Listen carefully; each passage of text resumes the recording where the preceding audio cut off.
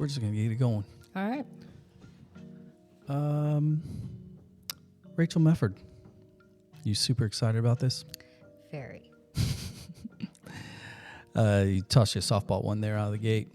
So I reached out a little while back, started the show, and we've known each other for a long time through my siblings and beyond.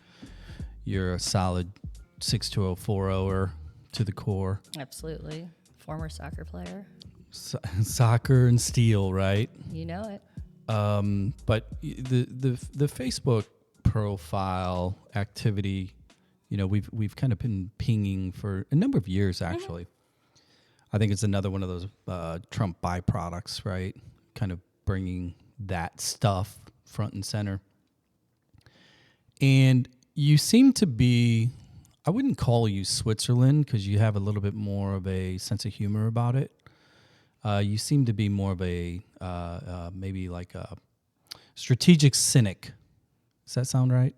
Absolutely. It's definitely, in my industry, I try to be Switzerland because I have clients on both sides of the fence. So if I lean one way or another, I lose business. So it is strategic cynicism to kind of mask what I really think. So then, obviously, as an insurance agent, 100% of your job is client facing, right? Correct.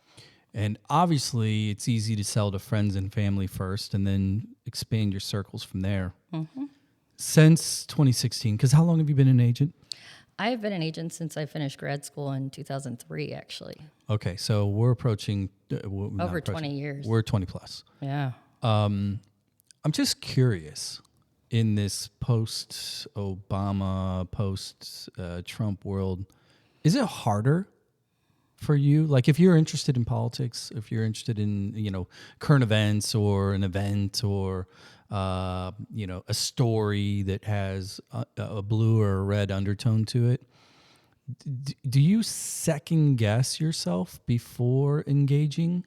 Absolutely. I would say that this last election, I tried very hard to not make political posts because my errors and omissions insurance and other forms of insurance that monitor me and what I say and do asked me to not. Really? Yeah. All right. So I am regulated. From having an opinion? From having an opinion. Okay, so let me just ask your opinion. Do you think that is a good idea to regulate opinions? No. I knew the answer to that. Yeah, obviously. Why do you think they did it then? Or do it? Or maybe expanding it? They want us to be seen as neutral professionals, that we could advise our clients regardless of our leanings politically. And a lot of insurance forums and groups, they don't even let us talk about our politics. So we're just definitely, it's driven into us to keep it out of our business and to almost keep it off of our profile and socials. That seems so Big Brother to me. Mm-hmm. Like, one of the reasons that I started the show was the intent to talk more, not less, right? Right. Or avoid memes or GIFs or whatever. Yeah. Because you're pretty efficient at that. I think you like the zingers. Do you use zingers just to kind of maybe stay off the radar but still stay engaged? Absolutely. They're very passive aggressive, so to speak. You're getting your point across without being blatant and obvious. Yeah. But you also don't really get a conversation though. No. Who's the biggest troll? Can you name names? Because you got a lot of people that kind of pop on there, on and off. No, and I kind of stay neutral, and I let them go and do their thing, because most of the time I'm on the phone and working. I've got sucked into that a few times. Yeah, I just let you guys go and talk it out. I do it for entertainment value, though. Sometimes I do that as well. But I'm only passionate about certain things on there, which health insurance happens to be one of those things. Well, that was the impetus. Because in the world of current events, I don't think there's been in my opinion, a bigger story than right. our boy Luigi. Right. Or not our boy, I wouldn't say the populist boy Luigi, and the obviously the Brian Thompson or no, what was his last name? Yeah, that sounds right. What United Healthcare CEO shot dead by Luigi Mangione. right. Long story short, in his pseudo manifesto, if you believe it or what's been taken out of it, he basically was like, "Power to the people. Screw these guys. They're taking money. I'm going to kill him," which was, a whole bunch to unpack. But I want to start to kind of unpack it. And I thought that you, given your kind of Swiss approach to socials and your day job in the healthcare industry, who better to break down Luigi's motives, right or wrong? I definitely followed it very closely. Would you pull that a little closer? Yeah, there you go. From the moment it happened, and I contemplated what would be his motives, what would be acceptable motives, and my mind went to the worst possible scenarios. As far as denials are the topic of conversation right now. Was a cancer treatment denied to his child, to his wife, to parents, and somebody died because of it? That would, in my mind, drive someone to madness, to murder in cold blood. And so I was trying to, wrap my brain around it. I think everybody was trying to figure out, is he justified? Right. Then when we find out who it is, and it is a person born into incredible wealth, who had no need for health insurance. He wasn't even insured by United Healthcare. And it was no reason at all. I found it very unjustified, in that he's not the martyr that the health world needs. Well, let me play devil's advocate for the sake of the conversation. Robin Hood didn't need to kill and feed others because he could kill and feed himself, but yet he did. Luigi, to a degree, if you believe, you piece it together, he was more proxy, maybe an active proxy, because I'm astounded. I'm not surprised. Let me just qualify this. When I heard the news, saw the news, kind of start piecing it all together, my initial reaction was, I get it. And even after I found out that he came from a family of wealth and everything else, and the potential of whatever his opinions were, like, I still was like, look, I get it. Can you, in the position that you are, obviously you help so many people apply and obtain and manage and operate and utilize health insurance. It's not fun. No, it's complicated. So give me your 2 cents then on what does he really stand for in your opinion? Or what did he stand for? Well, one of the things that I definitely looked into was this denial rate. Everybody's very upset at all the huge denial rates from all the companies across the country. And I looked into them. And they vary up to 30% with some of the companies. Of these denial rates, 99% of the denials are never appealed. People are not appealing the denials. Because of that 1% of the denials that are appealed, 50% of them are overturned. So my opinion is that you're not advocating for yourself. Should they, though? I mean, if they pay the premium? I think so, because when you look through the reasons for these denials, we're just asking questions, or not me, the insurance company. They're just asking questions like, is there another treatment available? Is this really mandatory? Is this out of network? Could you go to somebody in network? All just basic questions that people are so unwilling to do any due diligence or for anything for themselves. Well, so here's my take on that. Health insurance premiums are very expensive. They are. If you're a family of 4, right, and you have a average policy in America, you are still paying in the realm of low end 800 upwards of 1,500 a month. And then you have your per person deductible, which could be anywhere from 5K to 12K, right? That's a big gap, but that's the averages. And you got two parents have their day jobs, and then they have two kids that have their extracurriculars. So of a day, they're busy from 7 a.m. till 9 p.m. So when it comes to advocating for themselves for coverage, this is where I'm going to, probably often in this conversation, I'm going to be a Luigi, not advocate, that's the wrong word, but a empath. Okay. So I have been denied many times over the course of my lifetime as an adult.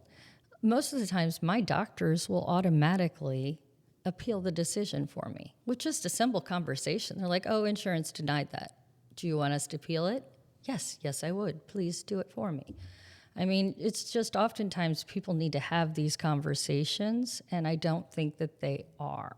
Do you think the insurance companies have gone just too far off the deep end and just making denial kind of part of the process?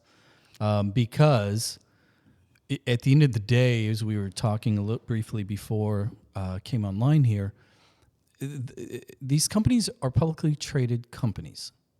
They are ultimately beholden to not utilized customers or customers that utilize services. They're beholden to shareholders. Correct. So for 100 years plus for these publicly traded companies, their job is to make people money. So are we really surprised that they've made it added layers to the process in an attempt to hope that people don't challenge a denial? True, and or you could look at it as checks and balances. Pre-Obamacare, people had a limit as to what we would pay each year per person. We'd pay $1 million max. We no longer have those benefits, that max payout. We'll pay whatever it takes. Doctors are well aware of that. So, well, no. I think everybody involved, other than the sick person, is culpable. right. So like, let's. I want to get into maybe going back to this Luigi. Okay, sorry. This cultural zeitgeist, this mindset. Mm-hmm. I think that way more people than will admit completely understand and or privately in their own head or maybe in their own heart, in their own home are saying, you know what, good for him. And here's my theory, and you know this better than anybody. Find a household that hasn't personally experienced a denial of claim, an expense, a bankruptcy, and or a death, either within themselves or in their immediate family and friends, from the current structure of the healthcare system. So if you compound that over 340 million people in the United States and X amount of households, if you assume that 1 in 3 has lost somebody due to healthcare services in one form or another, that's a lot of dead people. That's a lot of grudges. But at the end of the day, I mean, everybody is going to die, and no health insurance system in the world is going to prevent everyone from dying. Yeah, I don't think. I think it's the people that pay $1,500 a month and then die because they're told no. But I also see people today that I know that are alive because of their experimental cancer drugs. Sure. That if they stopped taking them, they would die within months. And they wouldn't get that treatment in other countries on a universal healthcare system. They only get that here because we are lucky enough to have it.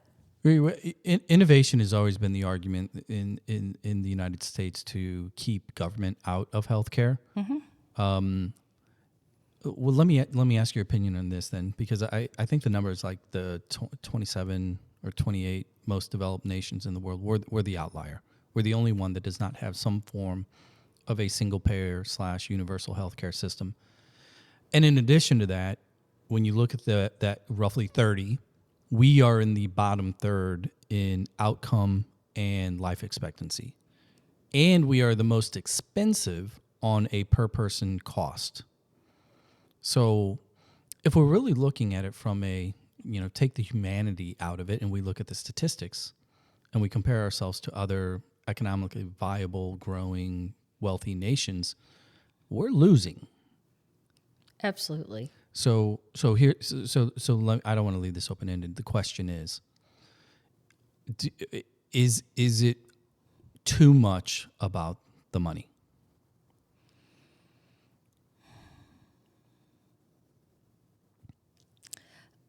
I don't think it's about the money. I don't think that our country is set up the way that other countries are. I don't think that it would be an efficiently ran system. Sorry, I talk with my hands. No, that's fine. I don't think it would be an efficiently ran system. There would be too many loopholes, too many denials, and it's not about the money. It would not be a good situation for us. Well, but under universal health care, there are no denials. It's all, it's because that was one of the biggest benefits of Obamacare, ACA in particular, was you immediately eliminated the pre-existing conditions. I think I've seen statistics where roughly 80% plus of Americans are absolutely in favor of covering pre-existing conditions. And then you do in the same poll, who's in favor of Obamacare? And based on narrative, you'll have 50-50. When I would say anybody over 45 years old has a pre-existing condition. Like Correct. If you take blood pressure medicine, if you take anything, you have a pre-existing condition. And they don't realize that. They don't realize pre-ACA, people with those situations couldn't retire. They couldn't buy a private health insurance plan. They had to stay working at the company with their group plan until they were old enough for Medicare. ACA allows them to retire, to get a private plan. And it's amazing for those people. When you hear the age 65, what does it mean to you within the realm of this conversation? And why is it so beneficial to humans in America? In America, because then they can get free health insurance. Don't you find that ironic? But Medicare is not a perfect system. Is it better than the private system? Yes, I would say so, actually. It's obviously more affordable than the private system. Absolutely. So why is it so hard for us to just accept those simple, basic tenets and follow other developed nations? I'm going to go back to the money. Okay, yeah. Because there's a lot of individuals, and please push back or otherwise, there's a lot of people that make money off of this system, right? I.e. agents as well. In doing this, where's your empathy? Like, do you feel like, would you consider yourself an empathetic agent? Absolutely. I work for my clients. I feel like open enrollment is my pro bono time, that I do this for less than minimum wage, honestly, when it's all said and done, for what they pay me now that the ACA is active. I go through in detail to find the right networks, the right plans, make sure medication is covered, make sure your doctors are covered. So I am there for my clients. If they have a problem, I will go to bat for them for denials and things like that. Unless they need Ozempic and they're not pre-diabetic, then I will not go to bat for you. GLPs. No, I get that. That's a whole other. That's a whole, yeah. Don't make me mad. Well, I guess I'm gonna bring our man back up here, Luigi. Okay.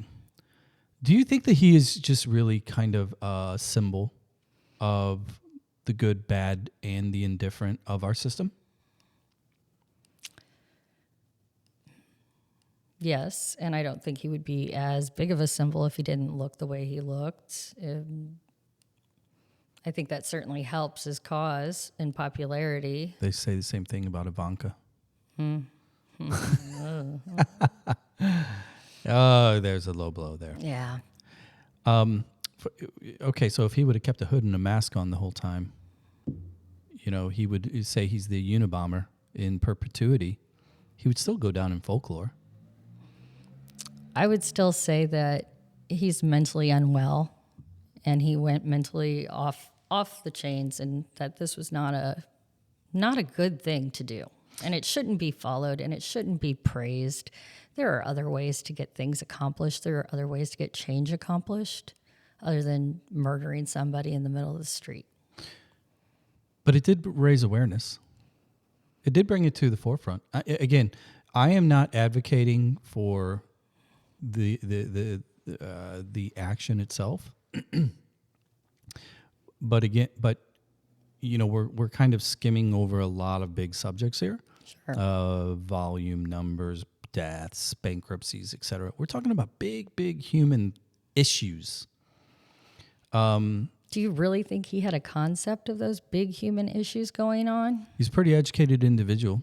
He could have been extremely well read and maybe had his own form of moral clarity. And in the French style, provided his own guillotine. Because if he was truly chaotic or if he was truly a psychopath, and I'm not saying he's not, I don't know that, but when you're raised in an environment in which you have all privilege and you are at top educational institutions and you got a good job, you got everything going on, at some point something happened. And I think that, and which makes him really a unique story. Now, let me paint a different picture. Let's say that it is that family of four, that 30-something mom got 2 kids at home, and one ends up, coming down with, God forbid, like leukemia or whatever, and they are terminal without service, and that coverage goes sideways, and mama bears have one job. They have one calling in life once they become mama bears, right? Right. Protect the cubs. And if that cub is going to be a victim or statistic to a system, what if it was that mama bear that pulled that trigger?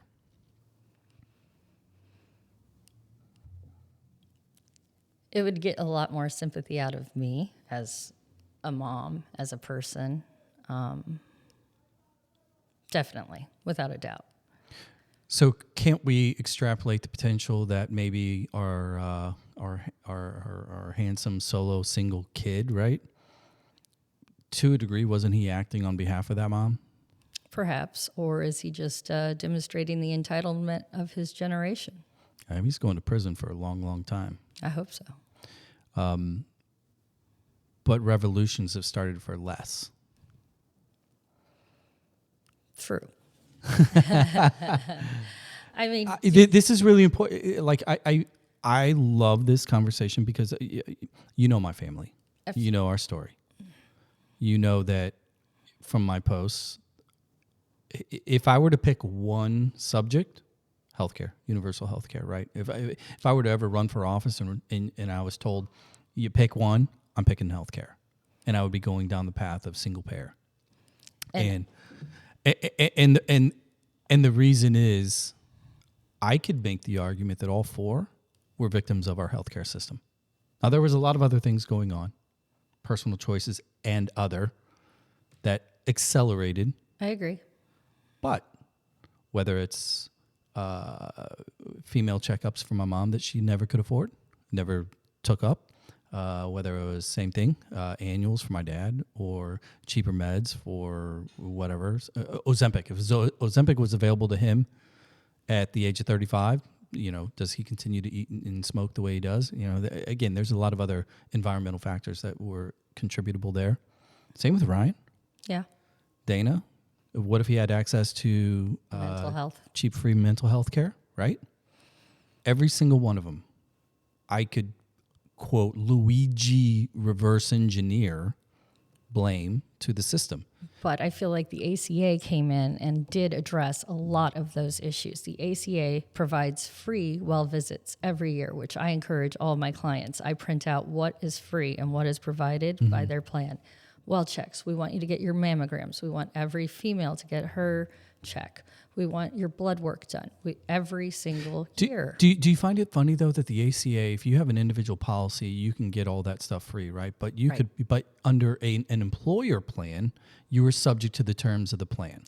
Correct. So a free mammogram those are all grandfathered end policies, Right. and they are less expensive than the ACA policies because they don't cover as much Right. things. And I hate that. They don't cover mental health or drug rehab the way that the ACA plan does. What? So let me. I don't want to interject my story more. I want to take more of a generic your clients as a mass.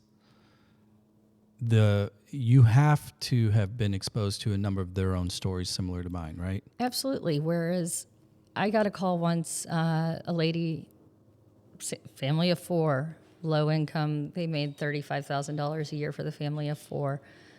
She said that they didn't believe in health insurance, but she had just found out she had cancer. And I'm like, well, it's not the tooth fairy, but let me help you out. I got her enrolled in health insurance the very next first of the month, which happened to be a week later. Mm-hmm. She is alive today. That's 3 years later. I have helped other people where an organ transplant was denied off of a private policy, pre-ACA policy. She moved, she quit her job. I got her an ACA plan. She got her new lungs and is alive today. So I've seen the plans. I see the good that it does and the people that are alive today because of it. Like previously, if that woman called, I have cancer, So I would have been like, you're here's dead. Here's what I'm hearing then. And this is a cheap armchair analysis. You personally, in dealing with insurance from a group down to an individual level, you've seen the private/public marketplaces do their job. And up to this point, what the stories that you're telling, the anecdotes that you're telling, are these huge benefits that have attributed to your service, to your client, in putting them into government healthcare. Absolutely. Do you ever lay in bed at night and wonder what if? Like, what if we did truly have you? Like, what would your role be? Like, in an environment like that? Because at the end of the day, you still have to have it. It still has to operate. I mean, I am assuming in a universal health care, it would be like our Medicare system, which people still get options for. So they would still need someone to explain that to them, which I feel that is what I do. I am a facilitator and a navigator to try to help them see which networks take which coverage, what my copay would be. Right. And, you know, I can do Excel spreadsheets and type in numbers and... I just have like, I wonder about kind of that moral compass. You know what I'm saying?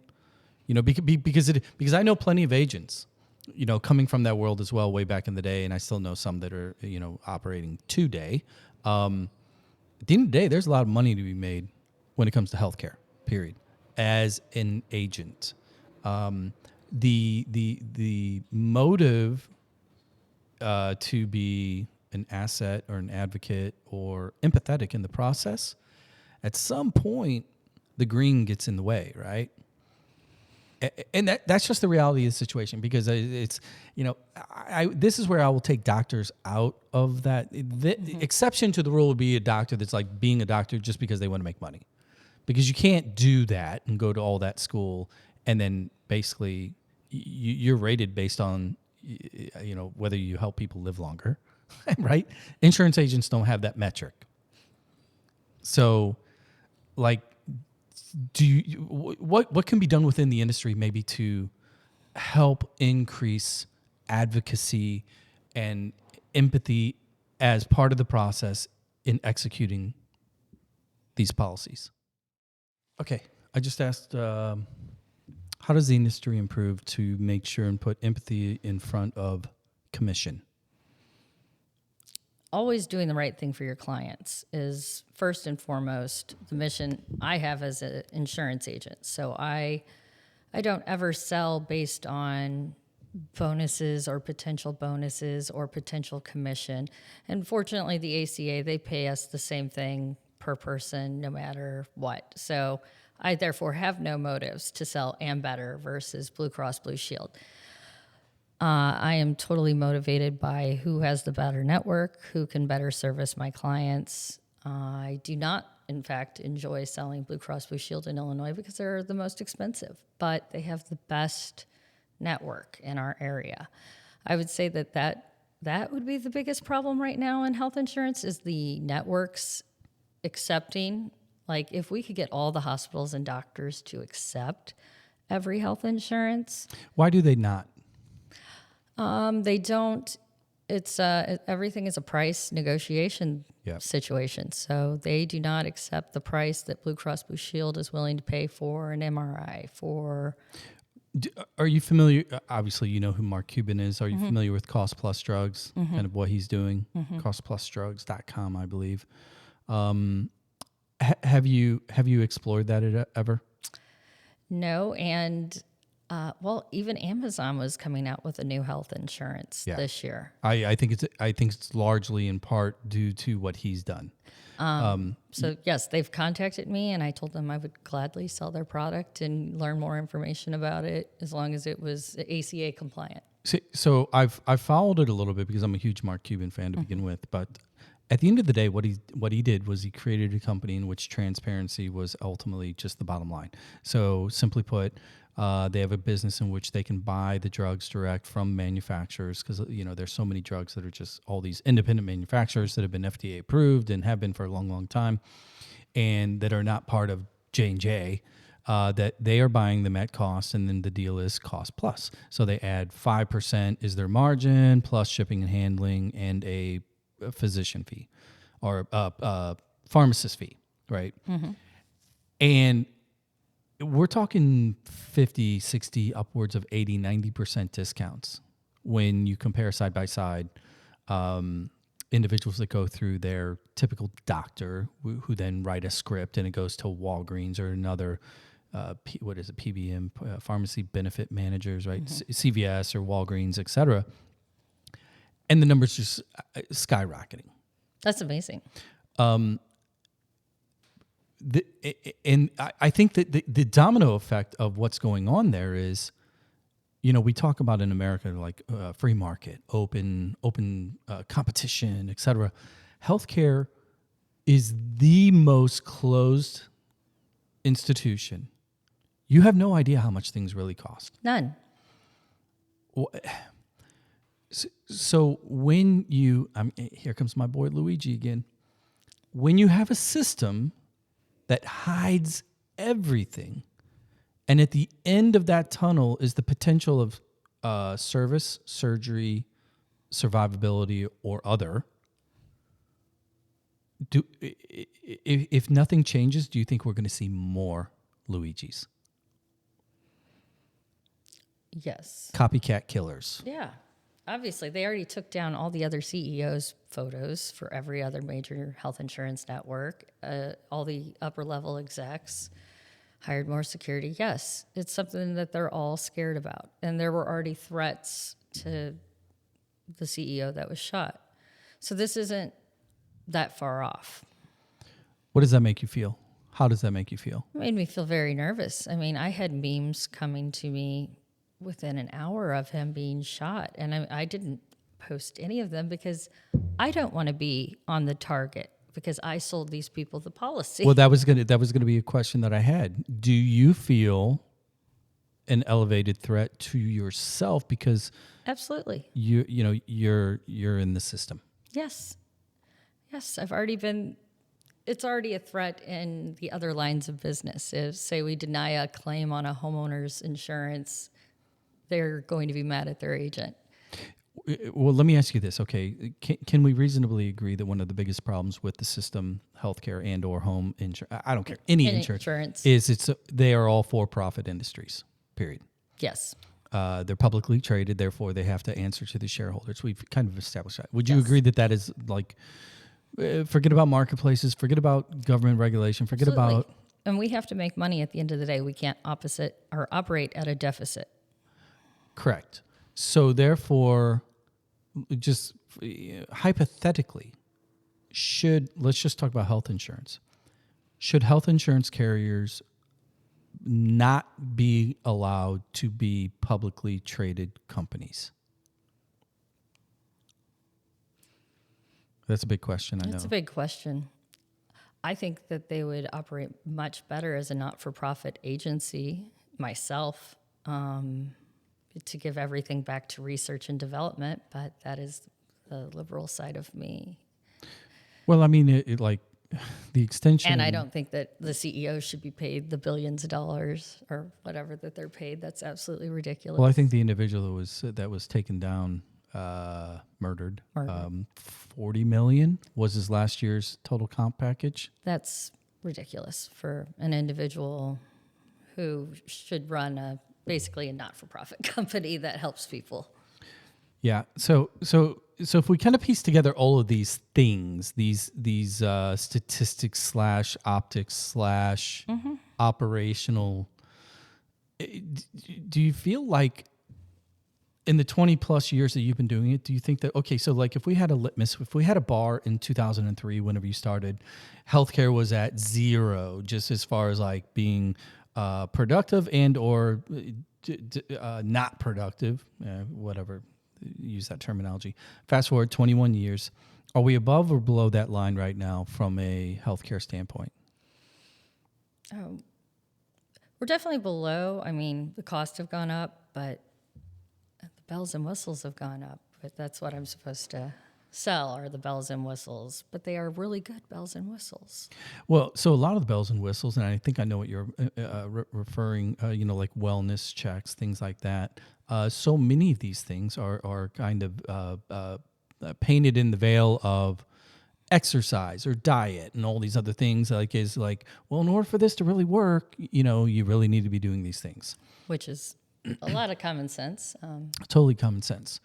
Which which is a great transition because what we're talking about is healthcare, life health choices. I want to get your take on RFK, the Kennedy that none of the other Kennedys want to talk about, and specifically health and homeland, whatever the department is that he's nominated for. 2 areas that are knee deep in this healthcare conversation. And you can pick or choose whichever one you want to maybe address first. That would be vaccines, which is the obvious one. And the other one is food, ingredients, dyes, things like that. Because it's almost as if those 2 things are kind of like at polar opposite ends of the ideological spectrum. Where are you on RFK and those 2 areas? I definitely think that a lot of our health issues today are associated with the food and the dyes and the GMOs that we have consumed throughout our lifetime. And I would say not just our lifetime, through the last 50 years. I mean, since the Depression and powdered milk and all that it's not good. And the effects that it has had genetically on our body has not been good. God, but Crisco in biscuits is just like fire. Especially the butter flavor one. I mean, you can catch Crisco on fire and use it as a candle. I love it. How can that be healthy to eat? Taste buds don't lie. And Jell-O. What is Jell-O even? So I mean, we're being flip, but how do you break that trend? The farm to table thing is coming. I mean, that's been a growing trend in eating organic and eating healthy, and needs to. Michelle Obama tried to improve that with the schools, and I think that needs to be a bigger focus. So isn't that really funny when you think back to what Michelle tried to do and the whole narrative around healthy food, non-dyes, et cetera, that was, to the center right, that was like, oh, no, that's government intervention. But now that it's an old white guy with the name of Kennedy that doesn't like Democrats, now it's okay. Right. And people are pointing out that people on public food stamps can't afford to buy healthy foods. They're only buying processed food, which is bad, and it's exasperating the system. Yeah, because if he gets his way and those things are outlawed and the cost of actual groceries goes up to, meet the supply and demand of actual vegetables and non-processed, SNAP benefits and everything else is going to go through the roof. but do we see? So this is the chicken or the egg then. Right. Okay, so if everybody ends up being healthier, does healthcare insurance costs drop because everybody's eating healthier and you have less of those diseases, right? I mean, theoretically that's the best. That's Coke, the plan. or Jinx, you owe me Coke, right? That's the plan. Like being in the industry though, when you look at these things, and I know that you read the news, and I know that you follow on politics, and I know that you poke the bear every now and then, when you see all this kind of like what I would call horizontal hypocrisy, right? Right. You know, where everybody wants to claim that they're in a vertical silo of conservative or liberal or whatever, but realistically, they're all talking about the same thing horizontally. Like, how do you view or how do you anticipate the industry reacting to that? Or is it all the way back to my original point where it doesn't matter, it's all about shareholders? Currently, under the current system, I would feel it's all about shareholders and dealing with the transparency that they have to deal with, which the companies do have transparency.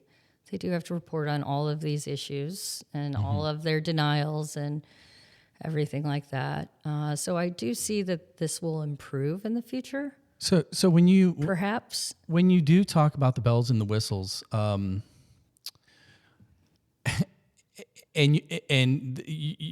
know that you're trained and you're given the literature and everything else, and you have the talking points, etc. When you go in and you're talking to somebody new, and you know you got to get to the point where you start to talk about lifestyle, and you talk about choices, and you talk about, you know, this type of wellness check in conjunction with walking a mile a day or whatever it is. Like, is that your place as an agent to talk about lifestyle choice? Yet the carriers are selling these policies based upon this this relationship with lifestyle choices. How do you true that up?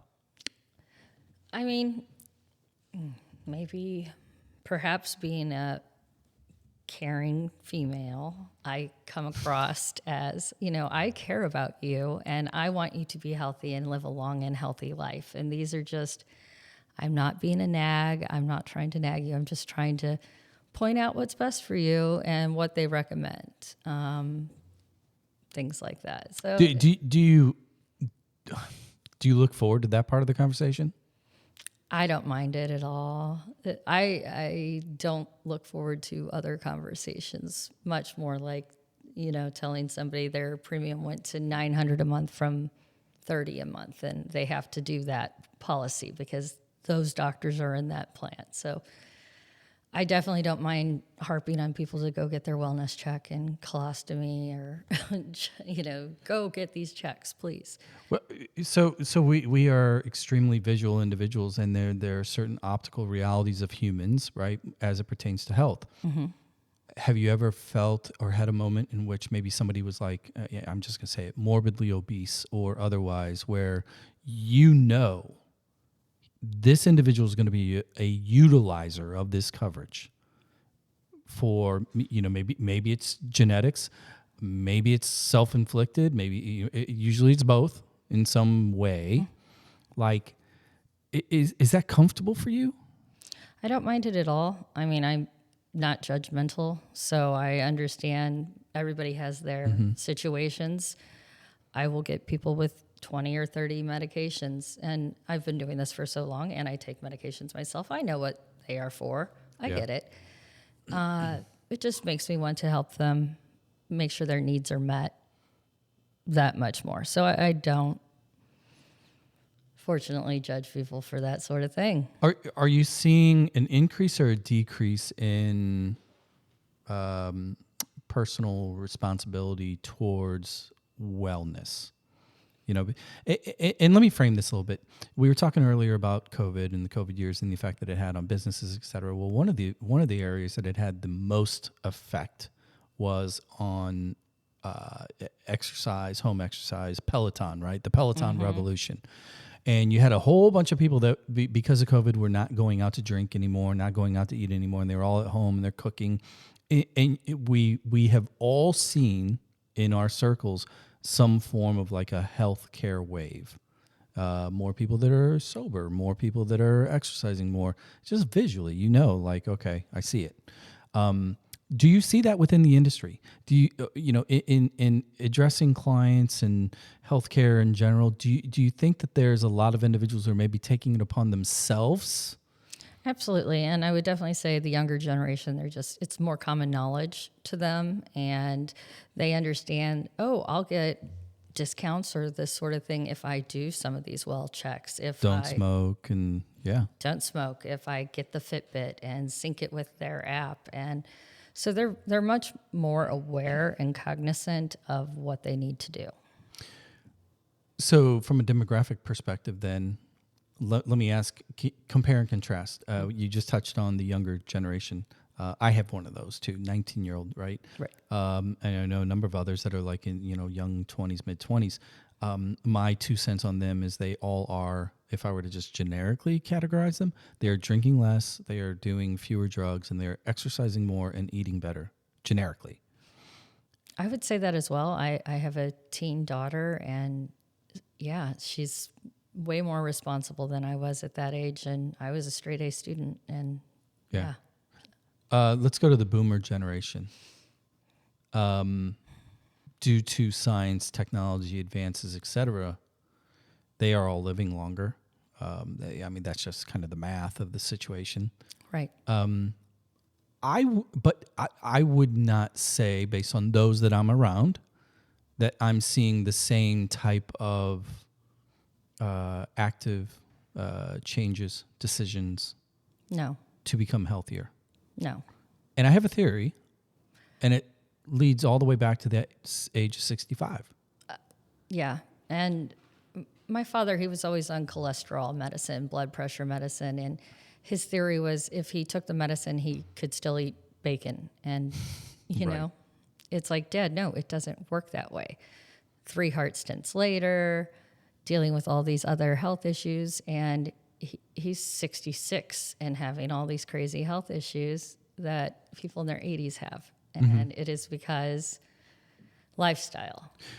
Speaking of lifestyle, speaking of drugs in particular, this is one of the things I wanted to bring up to you because I'm assuming you probably have a little bit of a sense of humor approach to this when you look at the cost of drugs in particular. And we all know that the arguments for expensive drugs is the R&D. They all talk about R&D, R&D, R&D. But the reality is one of the largest expenses for these drug companies is marketing. So when you start to true all that up, because you have a sense of humor and you're a cynic, when you watch Hulu, Sunday Night Football game, or whatever it is, and you look at all the drug commercials, how does it make you feel, or what kind of joke do you have when you know that 80% of those commercials are dick drugs? It's literally... I'm very glad that we're very focused on that. And because I know roughly how much those ads cost. Just obviously that's the world. right. Obviously, that industry isn't hurting at all. I only wish that we would focus maybe a little of that money maybe on menopause, because honestly, like 25 years ago, I didn't think I would have any of these symptoms that I have currently, because I'm like, oh, research will figure it out by the time of that age. No, but we have mastered the erection, thank God. That and shingles. And what else? What's the other hot ones right now? Obviously, the Ozempics and GLPs. Those are popping off right now because everybody wants to be skinnier so that they can get laid. But in order to get laid, you got to go take the dick drugs. Right. And then all the other drugs that are actually still super, super expensive, like controlling cholesterol, those aren't sexy. Mm-mm. But in order to justifying those prices, they're spending all the money on advertising all the other drugs. Yes. I brought it up to be flip, but like in saying it, does that make you mad? Does that make you like frustrated? Because like this narrative of why. It's infuriating, and it's infuriating to look up the different tiers of drugs. And maybe if I get a diabetic client who's like, this new amazing drug, it's the one I need, but then you look them up and it's like, oh, well, because it's new and amazing, it's tier 3, it's the most expensive, and it's not covered, or it's going to cost you $300 a month, whereas anything else would be free. So I don't love those. I don't love seeing the commercials. I think that's a waste of money where Because anybody that wants to, any individual that is either physically or mentally in need of those pills, they don't need a commercial to figure that out. No. Because there's going to be a spouse at all or others that are going to say, hey, here's a phone number. Yeah, let's get you to the doctor. Like, it's so like, I laugh. And then I love whenever they toss out the side effects. The side effects, I'm like, uh-oh. Well, I'm going to have anal leakage, thank God. But, Well, yeah, so then immediately everybody's like, well, if I'm in this position, that won't. And then it's just this right. decelerating scale of just normal. No, it's awful. I do not like commercials for drugs. I don't like the top tier drugs. They don't need to do that. Do you get a lot of clients or prospective clients or whatever asking about GLPs now? Yes. What's your standard response? I call you up and I'm like, hey, Rachel, I've got this ACA plan, middle of the road. It's a Cadillac. It's not a Ferrari. It's not a Rolls Royce, and it's not a Pinto. I'm 50 pounds overweight. I want GLPs, or what do you think? That we're going to have to put you up to a gold plan, probably the most expensive plan, so that it would be covered with the lowest out-of-pocket expense. So you're not paying like $250 a month or something for it. Do you find it? So again, here's another one of those chicken or egg scenarios. Okay, if we know that our healthcare system, as it pertains to unhealthy / obese people in particular, because we know that the number one killer in America is heart disease, right, across the board, period, and the largest determinant of those issues is obesity. Okay, so here comes a new line of drugs that is tackling obesity head on. What's your take on that? It makes me very nervous. Any brand new line of drugs makes me nervous, and I'm apprehensive about, kind of along vaccine lines. I would rather research be done for a period of years, perhaps only on the diabetics, and not let it be shared amongst everybody. But it's pretty profitable.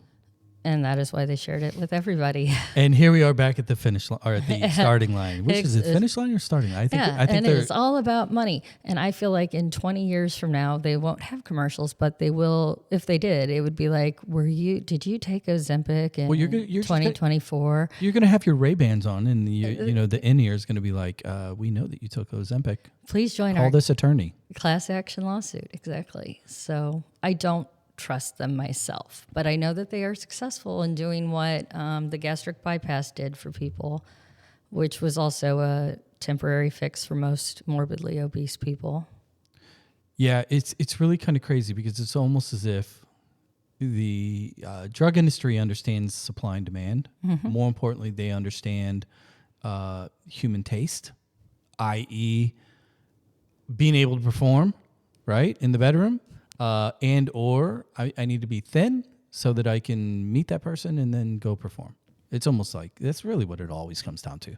Nobody really cares about my LDL level, right? Until you have to, right? So it's like it is. So maybe let me pose the question this way: is this really a healthcare issue or is this a marketing issue? That would be a marketing issue. Yeah. And perhaps with regulation to drug companies to prevent marketing like they did to the tobacco industry, that could cut their costs. Do you think the tobacco industry justifiably had a red X on it? Yes. What about alcohol? I don't think they have had a big enough red X. I mean, to be honest. But no, I would agree. It's like if you eat a 5 milligram gummy, you are all of a sudden kind of on a fringe of the fringe of acceptability. But if you drink a 12 pack at a football game, you're normal. You're normal, right? And I was one of those guys. I get it. All my brothers were. They were worse. Ryan was worse. But then you have all the health issues from drinking 12 beers on a regular basis all the time. Yeah. As opposed to eating a 5 milligram gummy. Well, don't you find it funny that the number one industry that is lobbying against, well, you don't find it funny, you probably find it obvious, you know where I'm going with this. It's the alcohol industry that's lobbying against legalization of marijuana. Also, Big Farm. Yeah. Yeah. Because instead of that nighttime sleepy, prescription drug. You can take a nighttime edible. Yeah. Exactly. Do you have a lot of clients ask you about that? Absolutely. Absolutely. And or like it's in Illinois, you can turn in your opioid prescription at dispensaries and they will give you an equivalent pain edible. Oh, I didn't know that. Yeah. That's pretty brilliant. Right. So that is one of the reasons Big Pharma doesn't like the cannabis industry. Okay, so this brings me back to, because I watched, what was that movie with Steve Carell where he was the CEO of the Big Pharma that was all the opioids. You know what I'm talking about? It was oh my God, Oxy. Yes. Right? Yeah. Okay, so Oxy, mega $1 million industry that just absolutely destroyed really all of America, not just all of America. Fast forward to now, we get back to weed and edibles, and you think of the damage that Oxy did in Steve Carell's character. Are we really? Again, Luigi is not a surprise to me. Mm-mm. Because you have so much money involved.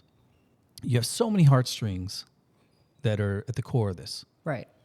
Because how many families, if given the opportunity to pull the trigger on the Oxy CEOs, would have taken it? Definitely. Thousands, tens of thousands. I mean, Purdue Pharma shouldn't exist anymore. Bingo. That's the scary part. Like nobody should have any assets. The family should be stripped of everything and given to the survivors for all the damage that they did. I agree, 100%. But they have lobbying power. Absolutely. Yeah, I don't know. Maybe I don't want to do this show anymore. It's all the press. I just think that nothing is linear. I tell you what. No, I'm about to cry. No.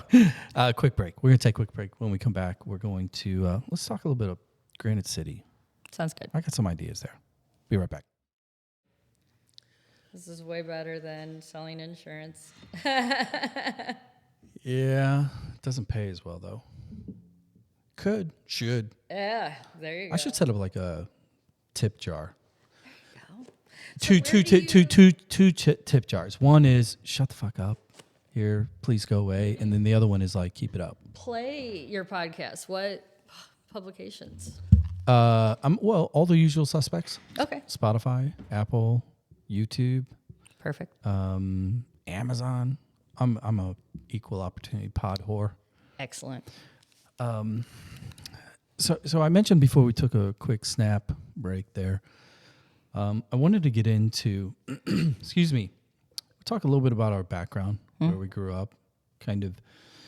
Let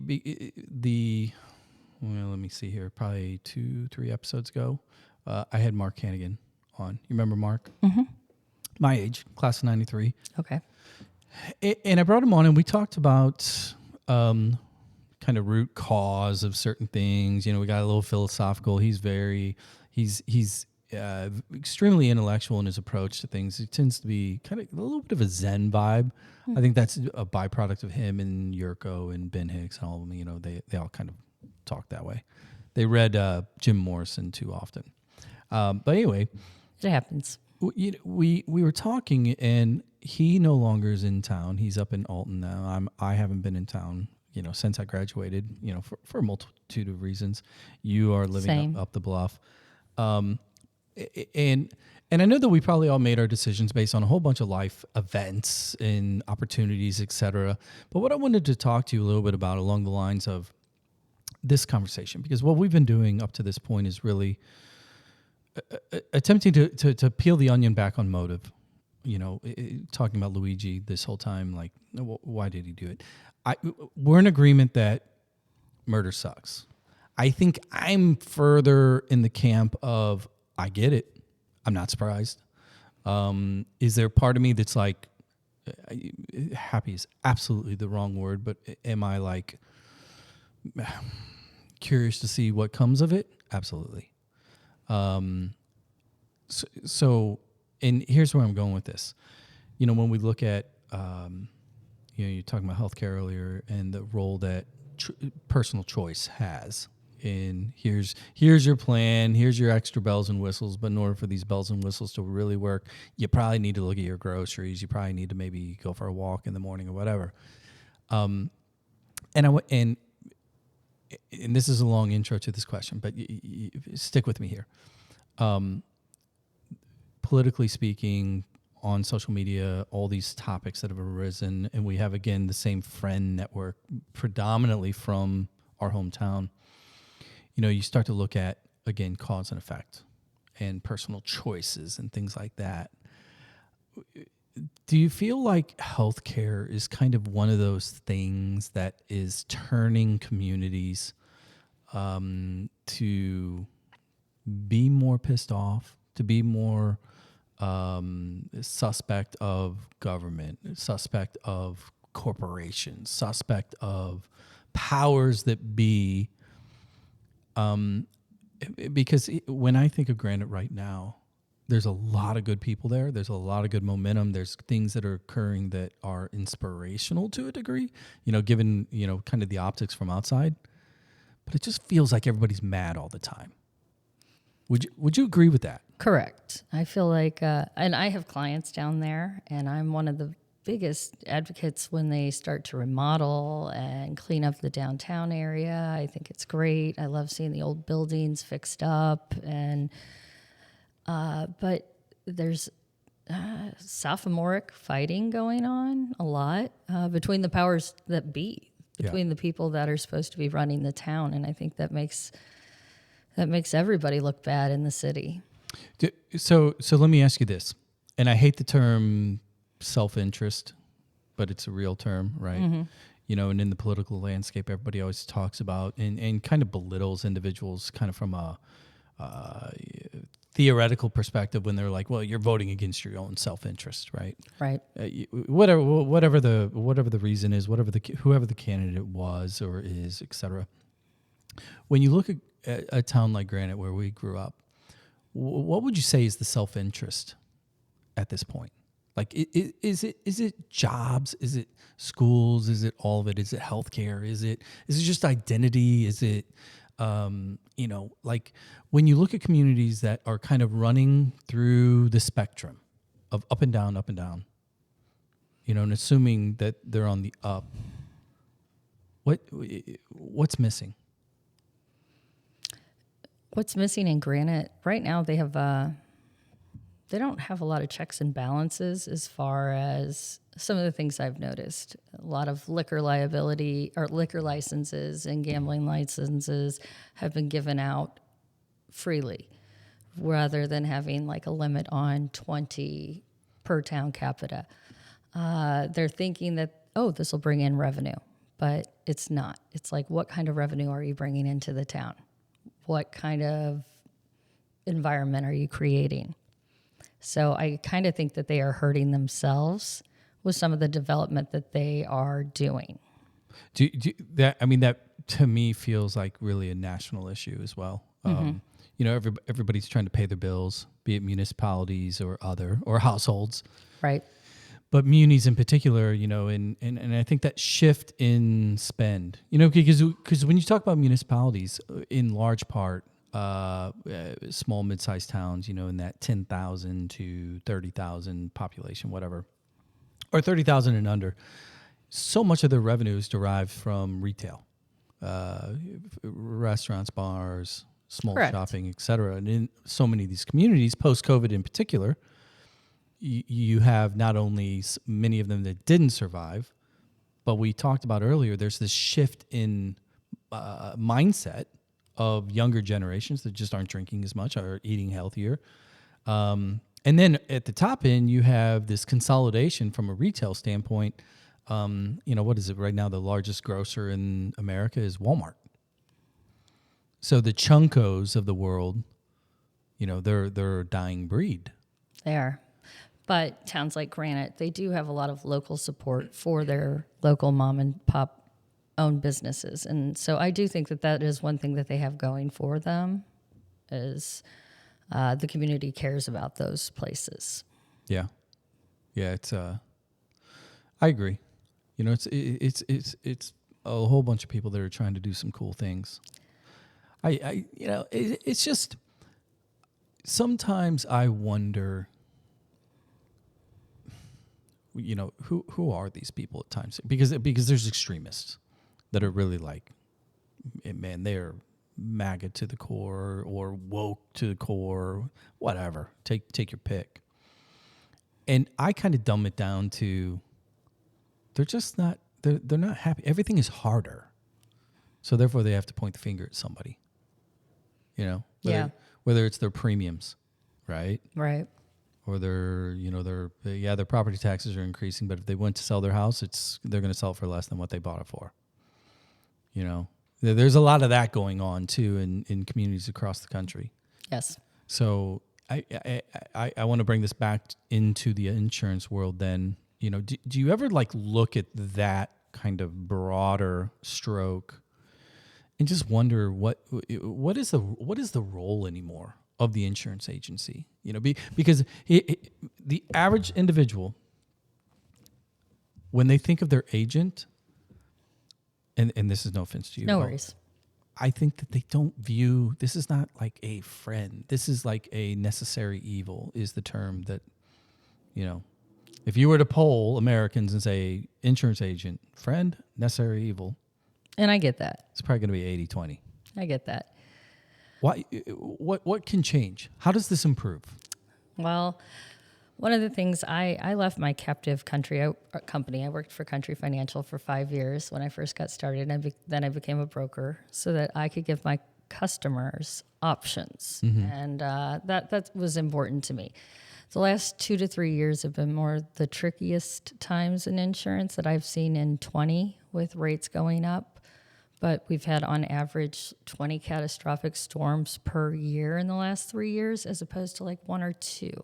So our claims are going up. And back to we're not a for-free company, you know, we're a for-profit. So we have to cover those claims. Right. So all of our costs are going up. We're also dealing with states like California who have regulations in place so that their homeowners insurance cannot be raised. Companies are passing the buck off to other states. Or you have states like Florida in which the reinsurance market is saying go pound sand. Exactly. Literally. So a lot of those costs are being passed off to people in the Midwest like us. And so for the past 3 years, I've seen homeowners rates go up on average 40% a year. So I know I'm the bad guy. I mean, I hate it. Okay, so let's get into the super hypothetical world where, you know, this is purely a political a lens. Global warming, climate change. Climate change is obviously an issue.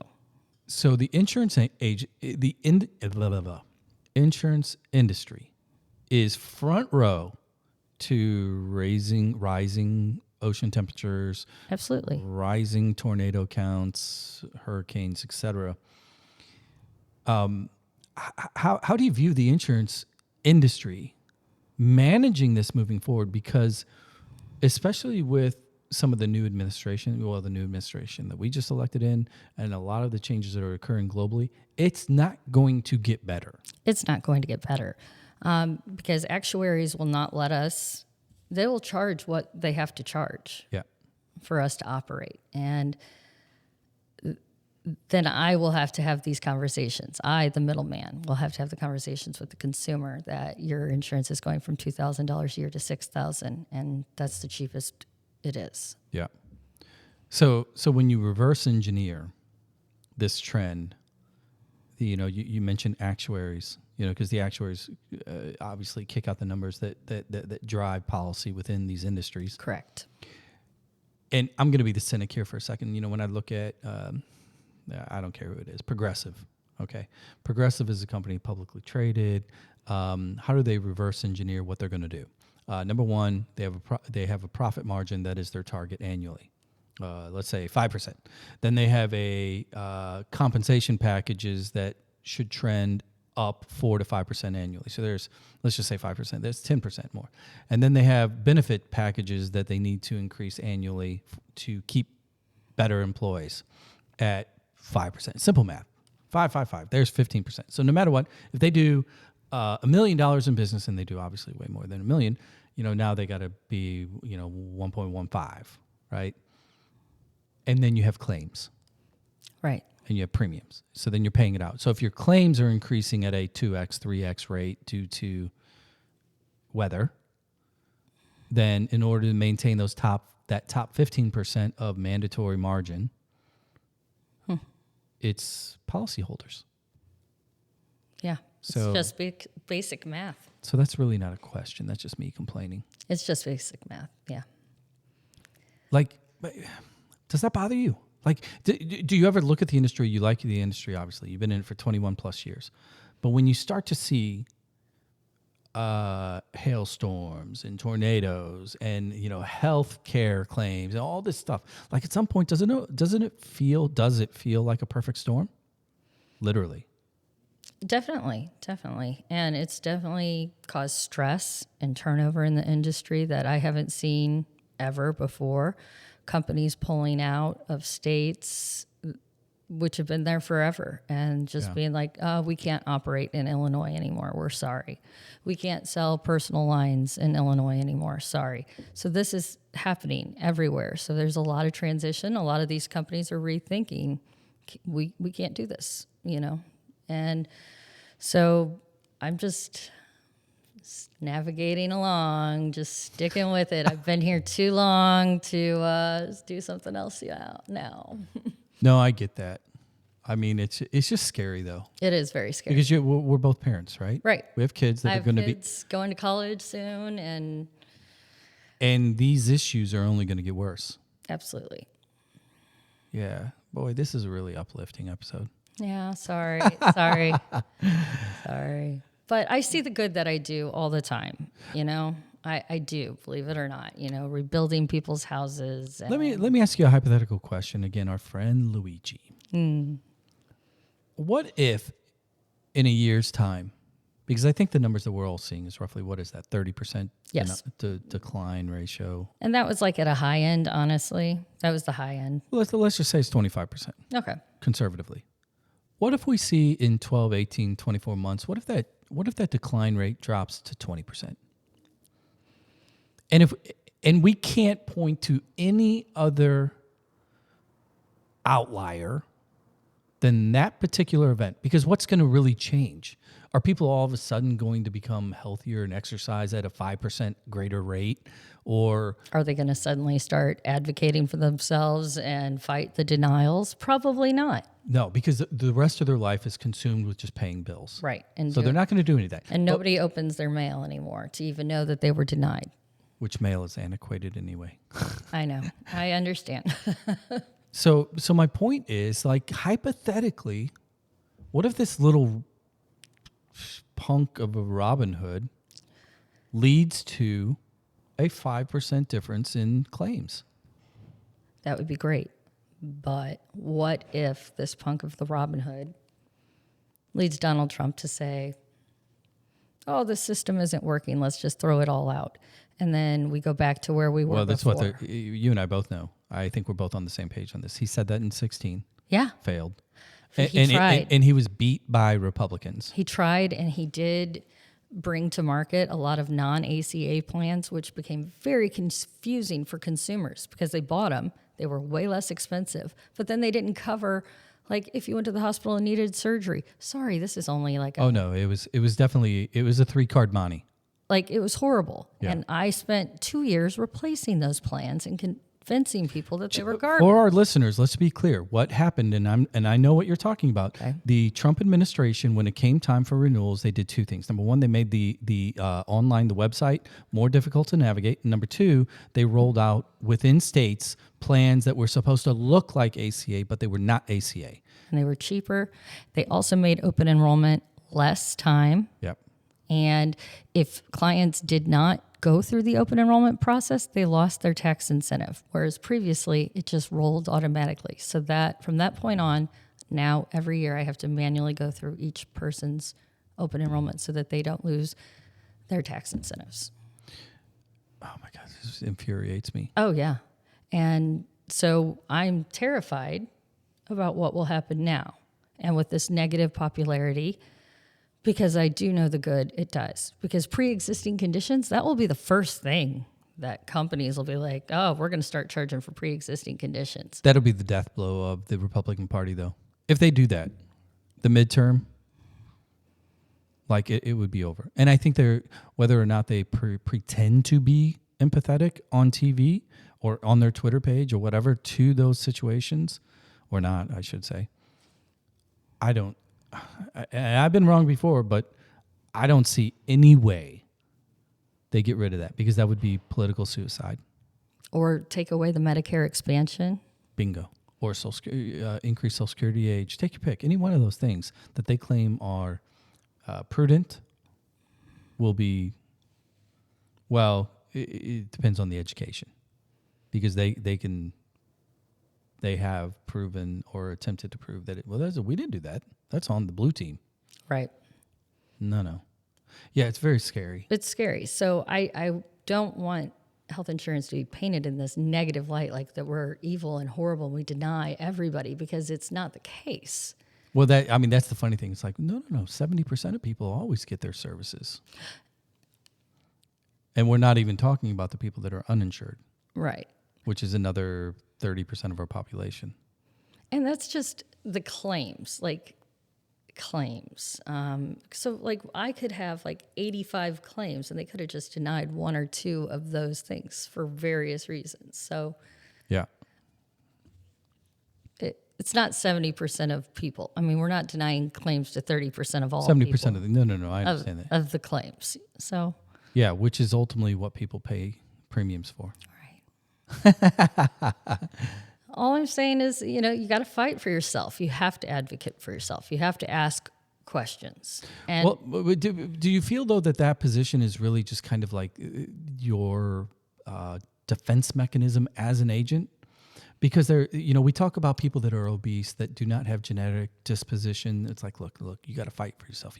You got to try not to get the supersized extra value meal. Try to add veggies once a week, whatever. We tell people, here are simple little things. We lecture. We politely lecture. Yes. Do you, and I don't want to belittle telling people to advocate, but to a degree, isn't that a little bit of a lecture? Whenever they're spending a lot of money. People write 1-star Yelp reviews for $10 sandwiches. I know.